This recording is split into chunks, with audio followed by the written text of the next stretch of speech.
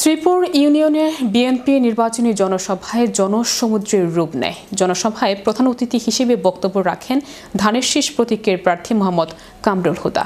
কুমিল্লার চৌদ্দগ্রাম উপজেলার ৪ নং শ্রীপুর ইউনিয়নের চৌমোহনী বাজার মুজিবুল হক উচ্চ বিদ্যালয় মাঠ। বিকেল গড়াতেই মাঠ জুড়ে নামে মানুষের ঢল। ধানের শীষে ভোট দিন স্লোগানে মুখরিত হয়ে ওঠে পুরো এলাকা।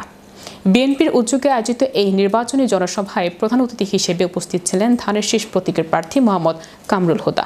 তার আগমনে জনতার মাঝে দেখা যায় ব্যাপক উৎসাহ ও উদ্দীপনা। কামরুল হুদা বলেন, আমি ক্ষমতার রাজনীতি করি না, আমি মানুষের অধিকার ও গণতন্ত্র ফিরিয়ে আনার রাজনীতি করি। আপনারা পাশে থাকলে শ্রীপুর সহ পুরো চৌদ্দগ্রামের উন্নয়ন নিশ্চিত করব ইনশাআল্লাহ। শ্রীপুর ইউনিয়ন বিএনপির সভাপতি মোহাম্মদ হুমায়ুন কবিরের সভাপতিত্বে অনুষ্ঠিত সভাটি সঞ্চালনা করেন সাখাওয়াত হোসেন মিঠু ও সাংগঠনিক সম্পাদক নুরুন নবী। বিশেষ অতিথি হিসেবে বক্তব্য রাখেন উপজেলা ও ইউনিয়ন বিএনপি নেতৃবৃন্দ। বক্তারা বলেন, ধানের শীষে বিজয়ের মধ্য দিয়েই গণতন্ত্র পুনরুদ্ধার সম্ভব। জনসভা শেষে জনতার কণ্ঠে একটাই প্রত্যয়, ধানের শীষে ভোট দিন।